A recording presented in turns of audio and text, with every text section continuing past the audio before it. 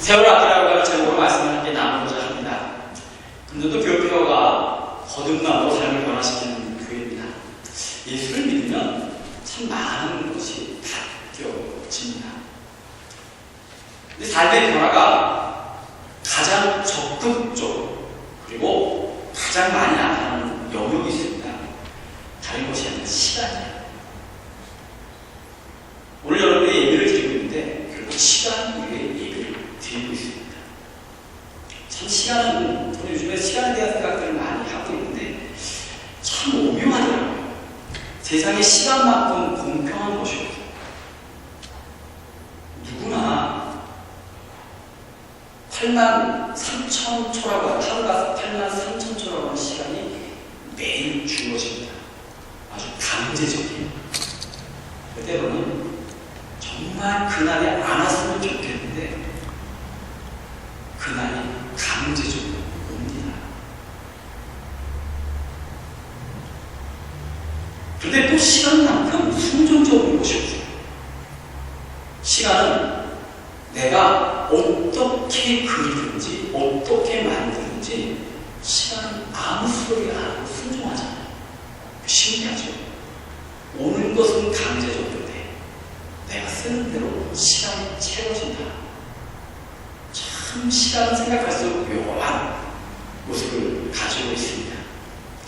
그래서 삶이 변한다라고 하는 말을 잘 생각해 보면 결국은 우리의 시간들이 달라지는 거예요.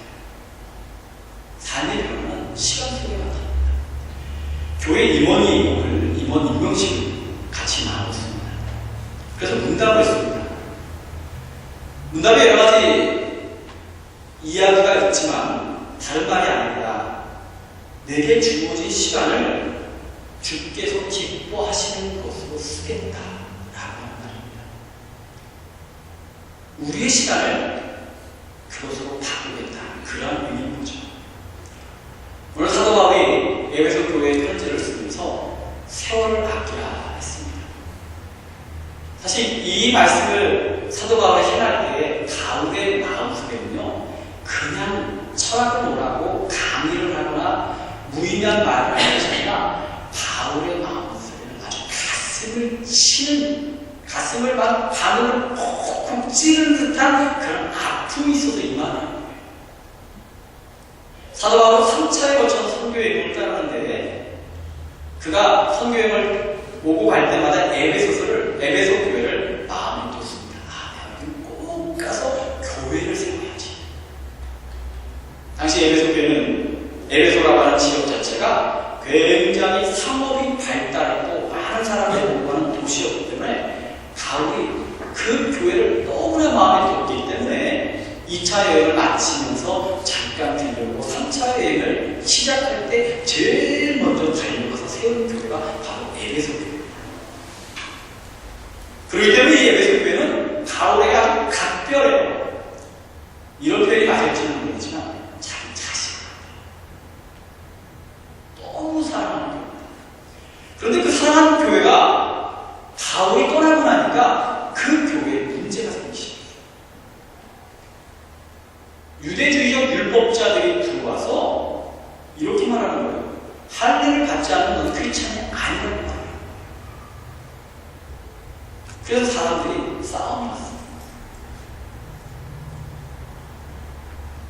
이스라엘 백성 출신이 아닌 유대인 출신이 아닌 사람들은 할례라고 하는 전통이 없는데 갑자기 유대인 출신의 크리스찬들이 나타나서 할례를 받으라고 막 강요를 하니까 할례를 받아야지만 구원받는다고 그렇게 말하니까 사람들 사이에서 논쟁이 벌어지고 싸움이 벌어집니다. 오늘날도 많은 사람들이 이 같은 실수를 굉장히 많이 해요. 이거 아니면 안 된다.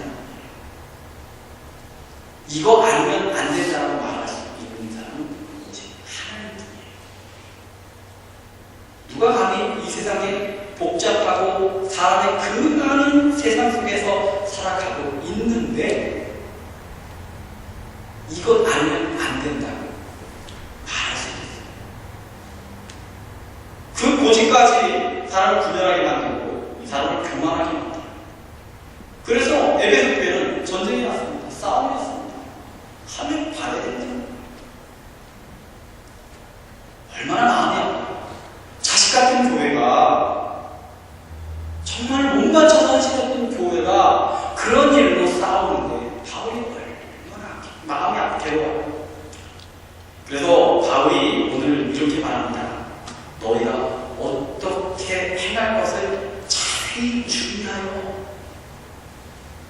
불필요한 거에 힘쏟지 말고, 분쟁을 일으키는 거에 목숨 걸지 말고, 주님이 기뻐하시지 않는 거에 매달리지 말고 좀 지혜를 가져서 뭐가 옳은지, 뭐가 하나님 기뻐하시는지를 잘 분별해서 세월을 아끼라, 이런 얘기입니다. 그러면서 때각하다 이런 말씀도 곁들여요. 왜? 끊임없이 사람들은 그런 도전을 갖기 때문이죠. 끊임없이 그렇게 유혹하고 옆에서 이야기하기 때문에. 그래서 오늘 이 말씀은 여러분들, 사도 바울의 마음이 마치 바늘로 찌르는 것 같은 속에서 나온 그런 말씀. 그래서 이 말씀은 오늘 우리에게 주신 깊은 교훈이 있습니다. 그렇다면 이 말씀을 통해서 우리가 생각해봅니다. 시간을 어떻게 아낄 수 있을까요? 시간을 아낄 수 있는 분들 계십니까? 안타깝지만 지나간 시간을 아낄 수 있는 분은 많이 없습니다. 그렇다면 오늘 주시는 교훈이 뭔가? 저는 세 가지로 생각해봤습니다. 첫째로, 기도로 준비된 삶은 세월을 아낄 수 있습니다. 예수 믿고 거듭난 자의 삶의 가장 큰 변화는 무슨 일을 하는지 기도로 시작한다라고. 예수님께서 공생애를 시작할 때 광야로 나가셨어요. 기도하기 위해서. 그냥 기도하신 것이 아니라 금식 기도하셨습니다. 40일 동안. 교회 시간 어떻게 됐습니까? 오순절 다락방에서 기도하던 백신 분도가 성령 받고 사도들과 제자들로부터 기도하던 백성들로부터 교회가 시작됐습니다. 하나님께는 항상 기도로 시작됩니다. 그래서 예수 믿고 거듭나면 항상 제일 먼저 무슨 일을 하는지, 하루를 시작할 때, 새로운 일을 할 때, 새로운 계획을 꿈꿀 때, 인생의 중요한 결정을 할 때, 무엇을 할 때마다 먼저 무릎을 꿇습니다. 이게 거듭난 자의 모습이에요. 그런데 우리는 많은 순간 자신을 과신하기 때문에 기도하지 않습니다. 자신감이 없어서 기도하지 않습니다. 감정을 못 이겨서 기도하지 않습니다. 될 것 같아서 기도하지 않습니다. 구약성경 여호수아서를 보니까 이스라엘 백성이 여리고 성을 무너뜨렸습니다. 성을 돌기만 했는데 하나님께서 그 성을 함락시키셨습니다. 여리고 성은 역사학자들에 의하면 1000년 동안 무너지지 않는 성이었습니다. 성경이 그 옛날에 얼마나 대단했던지 마차가 2대가 지날 만큼 그렇게 굉장한 성벽입니다. 공격해서 무너뜨릴 수 있는 성이 아니었습니다. 그런데 그 성이 하나님 능력 가운데 넘어갔어요. 함락됐습니다. 신났습니다. 다 이룬 것 같겠죠. 승리의 도치감이 그들의 감정을 막 채웠습니다. 그러고 나니까 여리고성 너머에 있는 아이성은 자그마한 성인데 만만해 보이기 시작합니다. 야, 여리고도 이겼는데 아이성쯤이야 정식은 좀 먹기야. 마음을 들뜨니까 작은 성 눈에 보이지 않습니다. 그래서 여호수아가 아이성을 공격하는데 항상 이스라엘 백성은 전쟁을 치르기 전에 제사를 하고 기도를 했어요. 하나님께서 말씀하심을 듣고 움직여야 되는데 내가 할 수 있다는 생각, 그가 한 것도 아니라고 하는 교만함이 마음에 차는 순간 여호수아가 기도하지 않고 바로 즉각적으로 멸망합니다.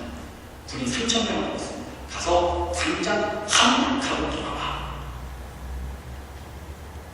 승리에 들떠서 감정을 못 이겨서 3000명이 막 달려왔습니다. 그래야 오늘 해지기 전에 저건 우리가 함락시켜서 저건 얼마든지 우리가 오늘 쟁취할 거야. 그런데 그리 가서 전쟁을 했는데 전쟁에서 졌습니다. 성경에 보니까 36명이 죽었다고 하는데 36명의 젊은이들이 아까운 생명을 이룬 그런 전쟁을 했어요. 그 순간 여호수아가 옷을 찢습니다. 내가 기도하지. 티끌을 먼지를 막 뒤집었습니다. 땅바닥에 엎드립니다. 성경에 보면 다시 말하면 해가 저물도록 하나님 앞에서 몸부림치면서 기도하는 거예요. 하나님, 제가 잘못했습니다. 여호수아의 생각 속에는 지금 몸부림칠 그 시간에 이미 아이성을 함락해서 승전가를 부르고 자기들 마음대로 행복해하고 즐거워야 될 그 시간에 지금 기도하지 않으므로 몸부림치고 뒹굴면서 하나님 앞에 막 용서를 주는 거예요. 기도하지 않은 죄, 하나님께 묻지 않은 죄, 하나님의 능력을 구하지 않은 죄, 자기가 탈출한다고 할 수 있다고 생각했던 교만의 죄를 깨닫고 몸부림치며 하나님 앞에 간구할 때 하나님께서 말씀하셨죠. 너희 중에 죄를 범한 사람, 바로 아간이라고 하는 사람은 하나님 명령을 어겼기 때문에 그들이 전쟁에서 이길 수가 없었던 거죠. 금방 이루고 금방 할 수 있는 일들이라고 생각하지만 기도 없이 보내면 돌아가고 지연됩니다. 세상의 일들이 만만하지 않아요. 하루하루 사는 것이 쉽지가 않아요. 그래서 거듭난 자는 겸손하게 매일 기도합니다. 새벽 기도가 뭡니까? 삶의 첫 시간 하나님께 기도 시작하는 거예요. 그러나 기도 시작하는 사람은 세월을 아끼게 하는 힘이 있습니다. 기도 시작하는 사람은 그 시간을 허비하지 않는 하나님의 놀라운 능력이 있습니다. 혹시 여기 계신 분 중에 김하중 장로님이라고 혹시 아시는 분 계십니까? 김하중 장로님. 누굴까? 장로님 그때 오시는 거 보니까 장로님 하시는 것 같아요.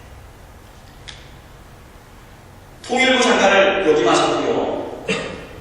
중국 대사를 지내신 김하중 장로님이라는 분이 계십니다. 저도 잘 모르지만 한국에서 대사들이 나가면 보통 재임 기간이 약 평균적으로 2년 반이라고 합니다. 그 말은 뭐 잘해 한 3년 정도 한다는 거죠. 근데 이 김하중 통일부 장관, 중국 대사로 계셨던 이분은 2001년부터 2008년까지 약 만으로 한 7년 정도 중국 대사를 하셨습니다. 당시 2000년대 초반은 탈북자 문제, 북핵 문제 등으로 인해서 심각한 문제들이 굉장히 많고 첨예할 때인데 중국 측 정부들이 김하중 대사, 다시 말하면 김하중 장로님을 너무 신뢰한 거예요. 그래서 정부에서도 정권이 바뀌면서 새로운 사람을 보내야 될 시점이 왔지만 보낼 수가 없다. 정권이 바뀌었는데 그 대사를 계속 연임할 정도로 대단한 분입니다. 근데 이분의 삶에 철칙이 있습니다. 무엇을 하든지 기도 시작합니다. 새벽 기도하십니다. 바쁜 스케줄에 쫓겨다닐 때도 차에서 아니면 회의를 하는 그 자리에서, 그리고 중국의 지도자들을 위해서, 대한민국의 유적자들을 위해서.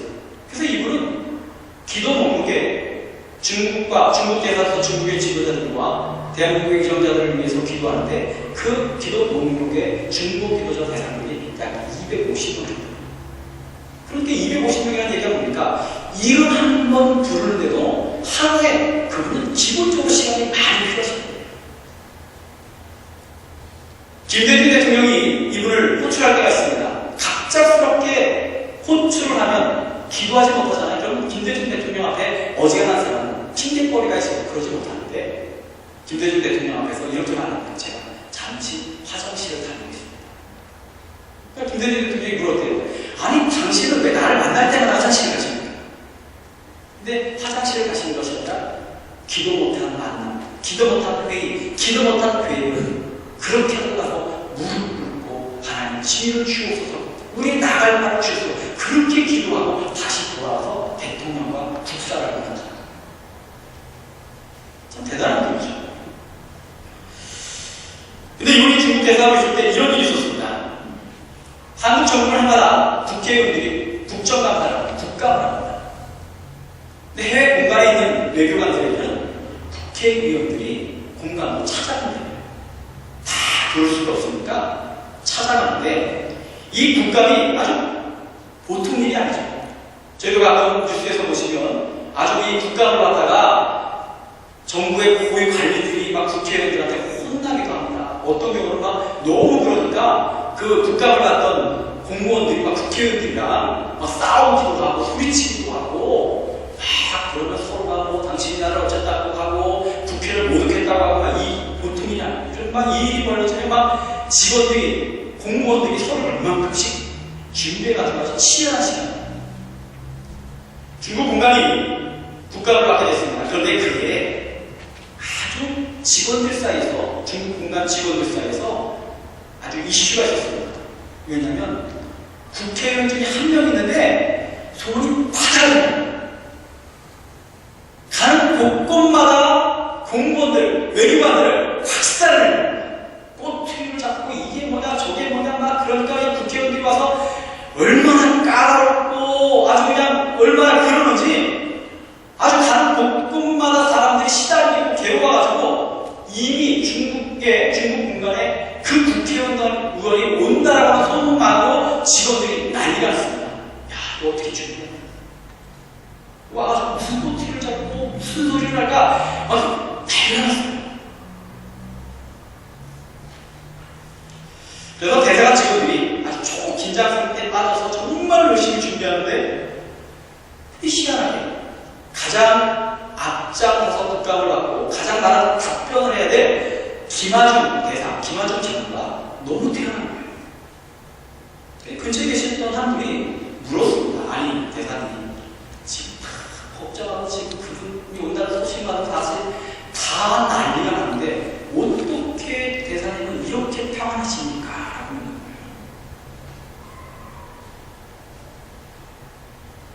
김하중 장관이 이렇게 대답했답니다. 국정감사를 앞두고 아침 저녁으로 기도했답니다. 국감을 위해서 기도했고요. 특별히 국감을 맡은 국회의원들, 자기를 힘들게 할 그분들을 위해서 기도한 거예요. 오늘 일정 차질없게 하시고 와서 마음 편하게 하시고 국사를 논하기에 부족함 없게 하시고 건설적으로 발전을 위한 그런 지혜를 달라고 그렇게 기도한 거예요. 그러면서 김하중 장관이 이렇게 말했다고 합니다. 그렇게 기도하고 준비했는데 나보다 성실하게 준비한 사람 나오라. 다른 사람들은 서로만 들춰주고 있지만 나는 정말로 기도하면서 이렇게 준비했는데 나보다 더 성실한 사람이 있으면 나와보라.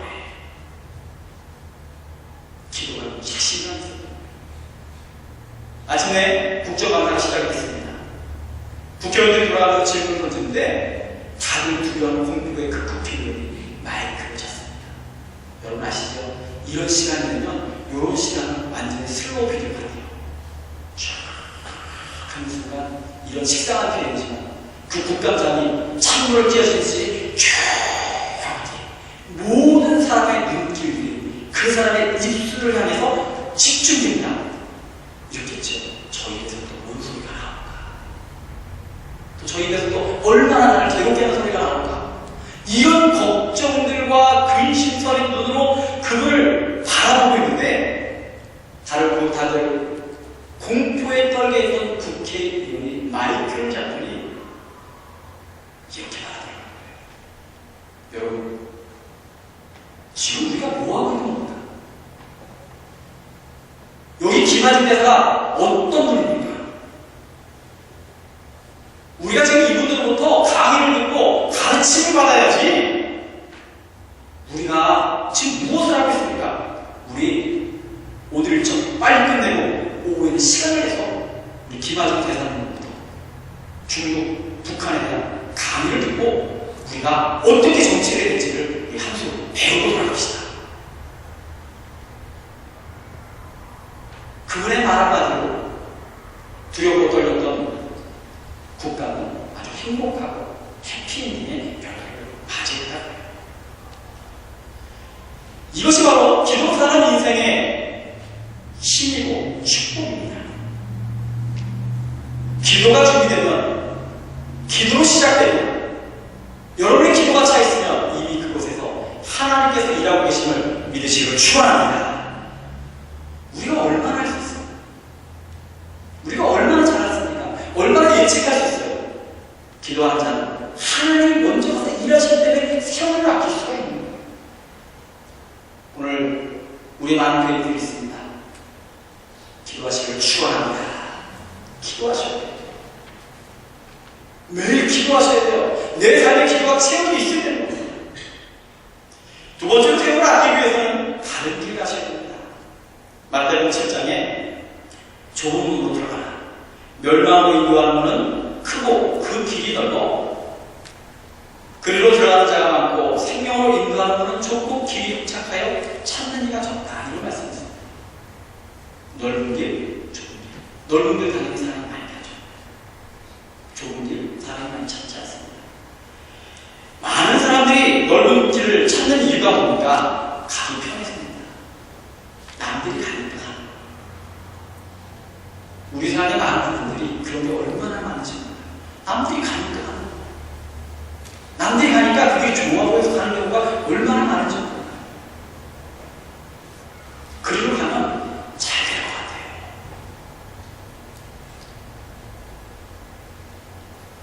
그래서 세상이 약하다는 거예요. 사도 바울이 말했잖아요. 세월을 아끼라 세상이 약합니다. 우리가 보기에는 그 길이 맞는 것 같고 우리가 보기에는 그 길을 가면 잘 될 것 같은데 그 길은 예수님께서 말씀하셨습니다. 멸망의 길. 우리는 늘 이 길을 가다 후회하고 되돌아섭니다. 잘못된 길, 잘못된 방향은 아무리 열심히 가도 소용이 없어요. 여러분의 인생의 목적이 뭡니까? 이런 질문 한번 던져볼까요? 우리가 인생이 끝나는 날 세계 역사 속에 한 줄이라도 남길 만한 목적을 갖고 계십니까? 아이들을 키우면서 아이들의 공부를 가르치고 실력을 주려고 그렇게 몸부림치면서 아이들의 인생이 세계 역사 속에 한 줄이라도 남길 만한 그 꿈과 비전, 다른 방향에 대한 생각들을 여러분들이 갖고 계십니까? 성공해야지. 돈 많이 벌어야지. 성공하고 돈 많이 벌어서 세계의 역사에 남을 수가 없어요. 잘못된 방향은 언젠가 후회합니다. 창세기 11장을 보면 바벨탑 이야기가 나옵니다. 이 창세기 11장은 아직 언어가 하나이고요. 지구상의 언어가 사람들이 하나일 때입니다. 그 시절에 사람들이 시날 땅에 모여 살았습니다. 시날 땅은 오늘날로 말하면 이라크 남부 지역의 아카드라고 하는 지역인데 오늘날의 고대 유적지가 남아있는 유명한 지역입니다. 그리고 지구라크라고 하는 그 바벨탑 모형과 비슷한 그런 신전들이 많이 남아있는 지역이기도 합니다. 이곳에 사람들이 모였는데 모인 사람들끼리 의기투합을 했어요. 마음이 하나가 됐습니다. 마음이 하나가 되면 얼마나 좋아요. 서울교회가 큰 교회는 아니지만 있는 사람들의 마음이 하나가 되면 교회도 건축합니다. 큰일 납니다. 마음이 하나가 됐으니까 얼마나 좋아요. 이들이 마음이 하나가 되는데 그 하나 된 마음이 뭐냐면 자기들이 가진 돈과 그 당시의 기술과 열정을 모아서 바벨탑을 쌓은 거죠. 창세기 보면 바벨탑을 쌓는 분명한 그들의 목적이 기록되어 있습니다. 성과 대를 쌓아 이 꼭대기를 하늘에 닿게 하여 우리 이름을 내고 온 지면에 흩어짐이 면하자. 하늘에 닿는다는 얘기는 뭐냐면 하나님께 도전하겠다는 얘기입니다. 내가 가진 모든 것으로 하나님과 한번 덤벼보겠다는 얘기예요. 그리고 하나님보다 더 자신들의 이름을 사람들에게 알리겠다는 거예요. 흩어짐이 면하자 그 바벨탑을 쌓은 사람들이 하나가 되어 권력과 힘을 유지하겠다는 그런 얘기입니다. 이 이야기는 결국 이기적 속성이 그대로 나타나는 이야기죠. 잘못 설정된 방향이었습니다. 하나님께서 싫어하셨어요. 그래서 하나님께서 어느 하나님의 시대에 그들의 언어를 다 갈라놓으셨죠.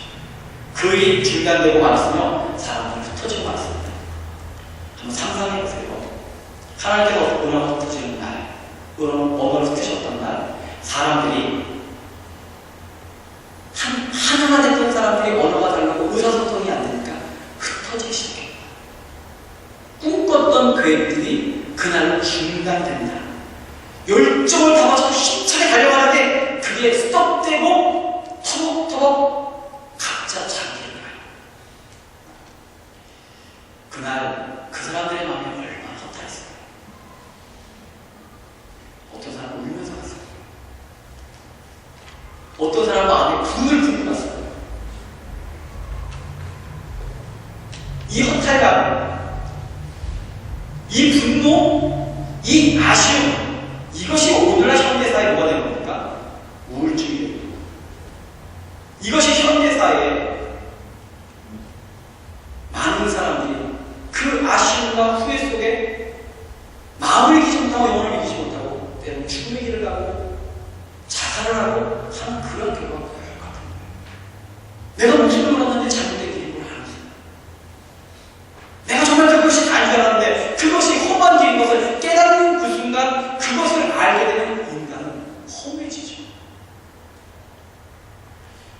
오늘 이곳에서 여러분 함께 예배의 말씀을 드리고 여러분 잘 돌아오시고 내가 정말로 모습을 걸었고 그것이 좋은 줄 알았고 그것이 맞는 길인 줄 알았는데 어느 순간 그것이 아닌 것을 깨달았어요.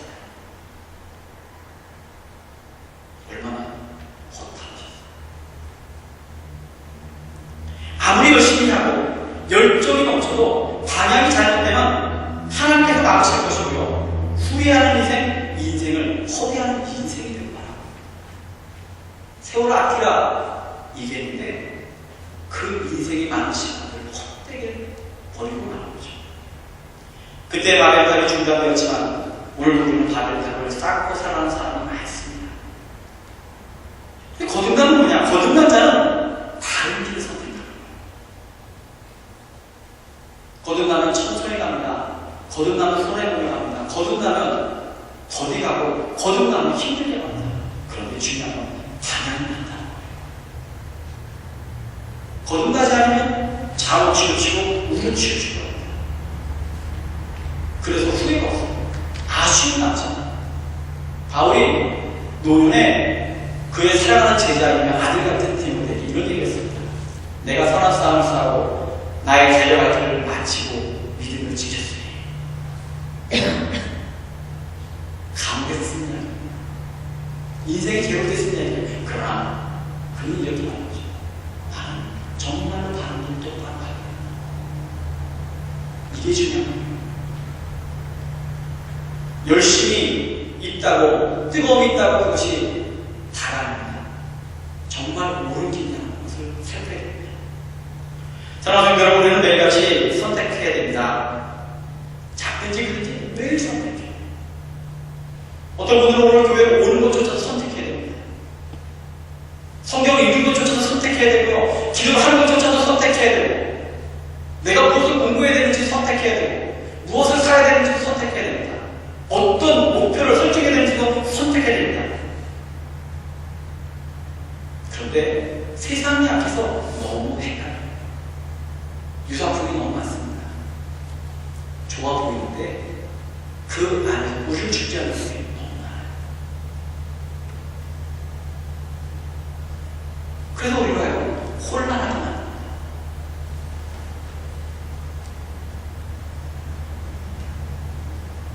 어떤 일이 이렇게 많아서 갑자기 생각이 나서 어떤 분이 골프를 좋아하는데 이거를 골프가 성경적인 논리, 여호와는 나의 자신이 내가 부족한 것을 다. 그 다음 구절이 어떻게 되죠?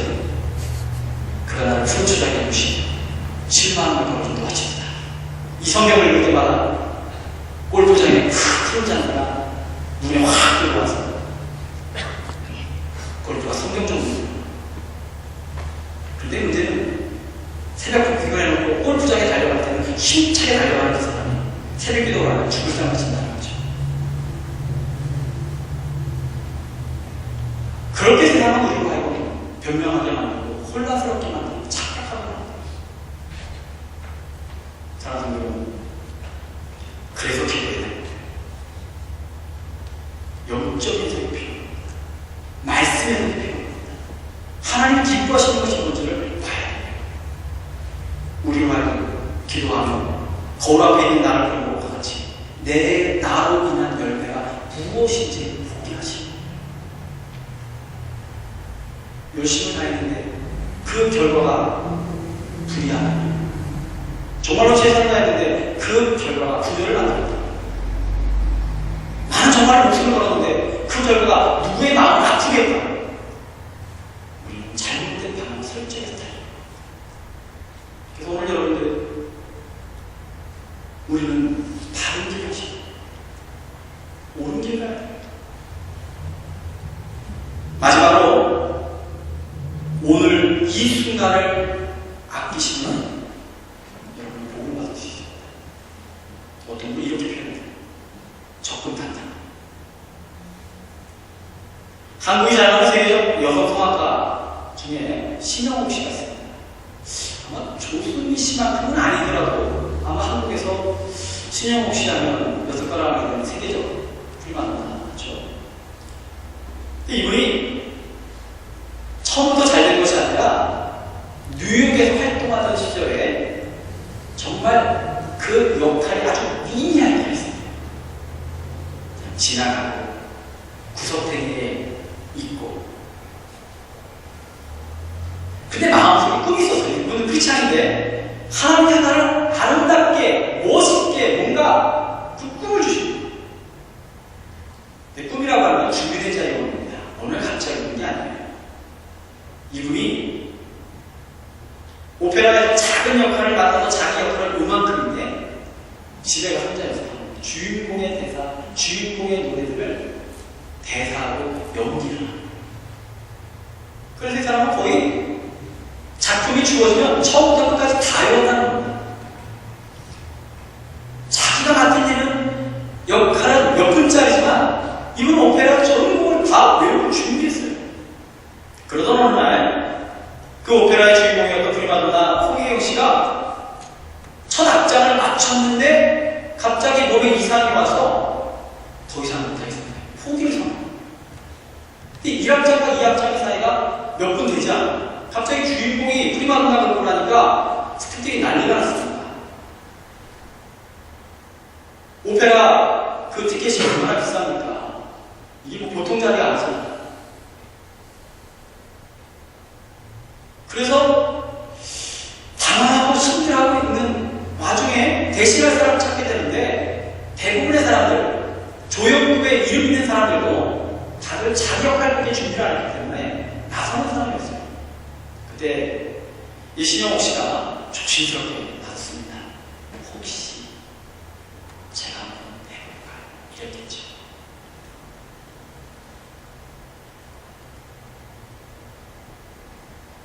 그 일로 이 신영옥 씨가 세계적 스타, 그날로 인해서 세계적 스타로 도약하는 전환점이 되었다고 합니다. 거듭난 자의 특징이 있어요. 거듭난 자는 자신의 삶의 자리에서 최선을 다합니다. 거듭난 자는 할 수 있는 은사를 망설이지 않습니다.